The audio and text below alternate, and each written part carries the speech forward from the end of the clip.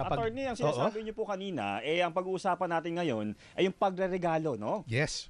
May kailangan pa ba talaga doon ng batas? Regalo lang naman yan eh.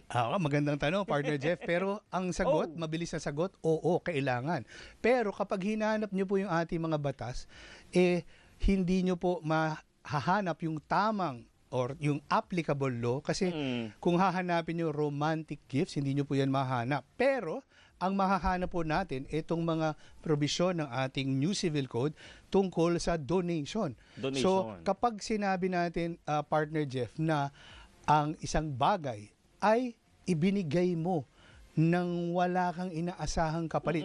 Siyempre, yung iba umaasa na, baka mahalin mo rin ako pag nagbigay ako. Pero kung yan ang sabi ng batas, pure liberality, walang kapalit. Hindi yung, kasi iba yung, partner Jeff, etong regalo ko sa iyo, pahingi ng 50,000, di ba? Iba yun. Hindi regalo yun. Sale yun, di ba? So dito po, kahit na po nga pinag-uusapan natin, yung mga mag-asawa, yung mga may relasyon, nagbibigay ng regalo sa isa't isa, dapat po alam ninyo yung mga batas na nakasasakop sa inyong pagbibigayan. Bakit, partner? Halimbawa, yung isa sa hindi alam ng maraming tao, partner. Halimbawa, ang iyong gift. Alam ko itong si partner Jeff Galante ito. Ay! Ang kanyang regalo sa kanyang minamahal sa buhay ay above 5,000 pesos. Ano ang sinasabi ng batas dyan? Sabi ng Civil Code, partner Jeff, dapat yan ay number 1, nakasulat. Oy! At dapat yung pagtanggap niyan ay nakasulat din. Okay? Bakit? Kasi ang sinasabi ng ating Civil Code, kapag ang iyong gift ay less than 5,000 pesos, hindi mo na kailangan na yan ay nakasulat. Ang sapat na, partner, na iaabot mo, halimbawa, itong kape. Magkano ba itong kape na masarap? Iaabot mo yan at sapat na natanggapin yan. Kahit verbal ang iyong conveyance. Ang mahalaga kasi dito, partner Jeff, ay yung intent to give. So, tandaan po natin yung intention natin na ibigay. Yun ang bumubuo sa gifts na tinatawag natin, lalo na dun sa mga nasa loob ng relasyon. Pero, bukod dun, partner Jeff, yun ding intent to receive. Kasi, tandaan natin, act of liberality yan. At dapat, maluwag din sa kaloob. Pero siyempre, isipin natin, sino ba namang may ayaw na regaluhan, di ba? Pero meron. At hindi mo obligasyon na tanggapin yan kung ayaw mo. Pero siyempre, Valentine's, ewan ko kung talagang may tatanggi. Oo nga siguro naman. kung hindi mo type, Yun yan, lang. pwede. Ay, tanggap ka ng tanggap. No thanks, di ba? Pagka, anong ibig sabihin nito? Wala, gusto ko lang. Baka may kapalit ito. Intent to give lang ito. So wala, di ba? At yun, tama ka, partner. Anong kapalit nito, di ba? So lagi kang magdududa, lalo na kung hindi mo naman kilala, hindi mo kaano-ano. So bigla dapat, kang binigyan. correct, dapat mag-ingat ka. At kagaya nun, partner, kailangan mong bantayan. Kasi bakit? Halimbawa, ito, makinig na, yung mga may asawa. Okay, lalaki ka man o babae, sabi dito sa Civil Code, bawal magregalo ang mga engaged in concubinage or adultery. Okay, so bakit po yan mahalaga? Kasi halimbawa, na-discover ninyo either si Mrs. o si Mr. na nagre-regalo o kaya tumatanggap ng regalo na, nako, mamahalin. So, ano kayang ibig sabihin nun? So, sa batas po, sinasabi ng batas, kapag kayo ay guilty of concubinage, pareho pong krimen yan, concubinage or adultery. Pag concubinage, yung asawang lalaki ang sangkot at yung kanyang paramour. Kapag adultery naman, asawang babae at yung kanyang paramour. At dyan, partner Jeff, ito kasi tandaan natin, civil code ito, hindi ito criminal. So, ibig sabihin, yung pagbawi, halimbawa na discover ni Mrs., nagregalo ka, at hindi niya sigurado kung yan ay kalaguyo mo, paramour mo o hindi.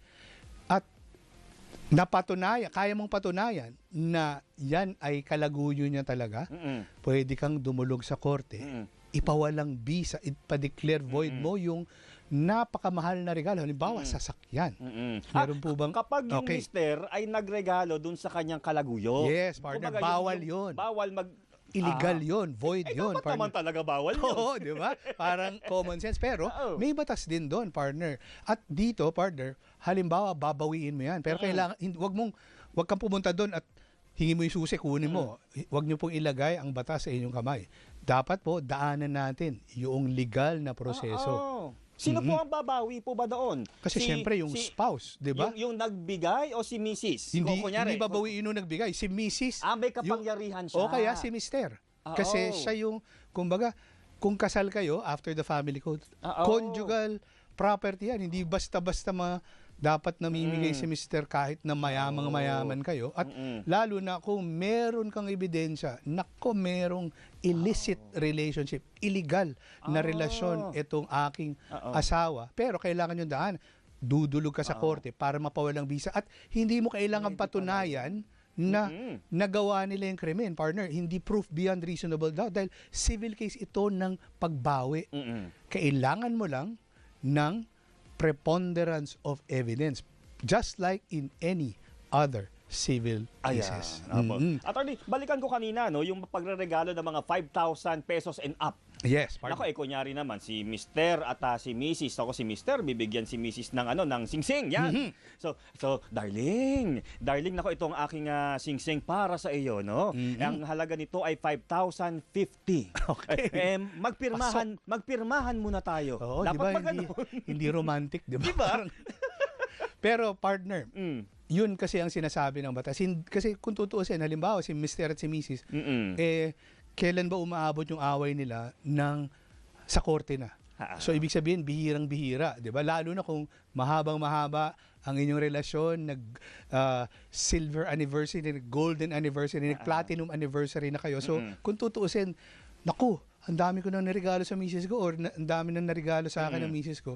Lahat ba 'yon kailangan ko ng deed of donation? Hindi naman po kumbaga absurdo ang inaasahang resulta ng batas. Pero kasi dito ang halimbawa meron kayong plano na bawiin yan. Okay? Kasi kung tutuusin, 'di ba? Yung iba habang okay sila, halimbawa hindi kayo kasal, partner Jeff, habang okay kayo, bigay ka ng bigay. At karaniwan, kumbaga yung pinakamalaki diyan, yung luluhod ka na engagement ring, 'di ba? Pero all throughout, partner Jeff, halimbawa, usually less than 5,000 kahit Valentine's. Basta may abot ka, halimbawa, bulaklak. Di ba? Paano yun? Kung nagkaroon na kayo ng samaan ng loob o kaya break na kayo, pwede mo bang sabihin, binabawi ko na yung bulaklak, ha? Amin na. Unang-una, baka bulok na yun, baka nasa basurahan na yun, di ba? O kaya, halimbawa, break na tayo, balik mo yung niregalo kong cake. Okay, kasi yung cake tsaka yung bulaklak, partner, below 5,000. Sapat na ang sabihin mo na regalo mo yan at kumbaga tinanggap yan at mayroong delivery. Di ba ngayon pwede mong pa-deliver, di ba, sa mga ride-hailing apps. Pero sapat na yon. Ibig sabihin, ano pong implikasyon yan sa batas, partner? Pagka sapat na yung sinabi mo, ito ang aking intensyon, ibigay sa'yo, at tinanggap naman, nakangiti, hindi naman tinanggihan, below 5,000, wala nang bawian yan, partner. Kahit na sabi mo, sama-sama, nalaman ko, sama pala ng ugali, babawiin ko na lahat ng regalo ko kahit below 5,000, wala na po. Kasi completed na yung donation, at kapag completed yung donation, ownership of the gift transfers to the, kumbaga, yung pinagbigyan. The receiver. Oo. Sa batas po, yung donor, yan yung nagbigay, donee ang binigyan. So kapag yan ay below 5,000, natanggap na yung, nahawakan na niya kasi dineliver mo na. Kahit after 1 minute, nagbago isip mo, wala na pong bawian. Hindi ka na pwede maging Indian giver. Pero ang implication, halimbawa, mas mataas. Mukhang, baka, pwedeng bawiin. Pero isipin mo, partner Jeff, binasted ka na. Tapos pupunta ka pa sa korte, i-announce mo pa na, nako, nabasted ako nito, kaya gusto kong Kunin ko. bawiin lahat ng naibigay ko sa kanya. So, sa madaling salita, attorney at mga kapamilya, kumbaga, itong mga kasulatan na yan, ay magsisilbing protection po ninyong pareho. Correct, Oo. partner. So, medyo hindi romantic, of course. So, malamang hindi naman po ito gawin, pero sakali lang pong may mangyari. Yes. No? Wag naman. Yung hiwalayan, pagkakasiraan, may protection. At sana wag ito ang pag-awayan ninyo. Baka maraming Valentines ang masira. Pero partner Jeff, dagdagan lang natin. Lagi natin nababanggit. Kapag lupa o bahay at lupa, building, condo, real property ito. So whether yan ay sale, whether yan ay gift or donation under our laws, kailangan yan. Number 1, nakasulat at public instrument. At yon, partner Jeff, pag sinabing public instrument, dapat notaryado. Ayan. At sinasabi nga natin lang, pag notaryado, personal appearance yan, hindi yan pwedeng through a representative. Kasi po, sa batas, yan yung katumbas, partner, ng pag-aabot or delivery. Kasi hindi mo naman pwedeng ipa-deliver, di ba? Ilang truck yung kailangan para ma-deliver mo yung lupa. Yung lupa, permanente nang nandun. Kaya sa batas, meron tayo po tinatawag na constructive delivery ng lupa. Ibinibigay o dinideliver po yung lupa sa pamamagitan ng public instrument. Deed of sale or deed of donation. Pero kung deed of sale, nakapirma yung seller at buyer, okay na yan. Pero sa deed of donation, partner Jeff, huwag nyo pong kalilimutan, mga kapamilya, dapat yung acceptance ay nandun din sa same public instrument or posible rin po in a separate public instrument, pero dapat na malinaw na ako, si Noel Del Prado, tinatanggap ko itong regalo, itong donasyon, itong gift na house and lot. At yun, perfected na yung donation. Nagbago isip nung donor nang nagbigay ng gift, sama pala ugali ni Noel Del Prado, babawiin ko. Wala na. Wala na. Unless, partner, merong grounds. At yan, medyo mahabang usapan. Pwede pa rin. Oo, pero kagaya nun, halimbawa, ikaw yung kalaguyo. Tapos, nag-break na kayo. Pwede mo bang bawiin? Okay, kasi kung kalaguyo, concubinage yan, adultery. Pwede, pero mukhang hindi ka papayagan ng batas kasi ikaw yung nagbigay.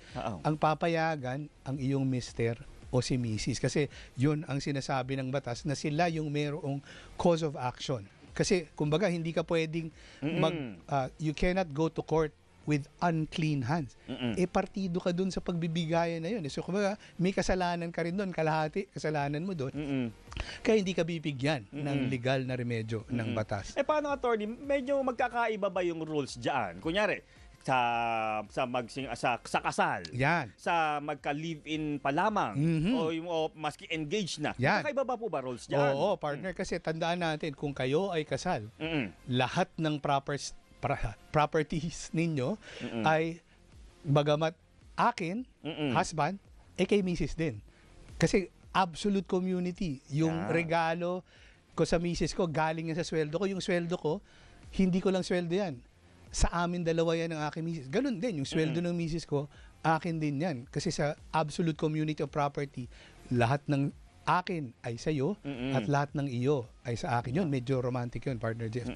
Pero halimbawa, wala kayong benefit ng kasal. Yan yung topic natin kahapon. Di ba? Yung may proof dapat. Lagi kayong may ebidensya. Diyan mahalaga, partner. Na kung nagbigay ka, meron kang card, merong written na kasama yung iyong regalo, lalo na kung above 5,000 para makumpleto yung kumbaga yung iyong pagbibigay at pag nakumpleto yan, kanyang-kanya na. Pero kung ikaw ay wais, naku, baka mag-break din kami nito, hindi ko na siya bibigyan ng deed of gift, deed of donation.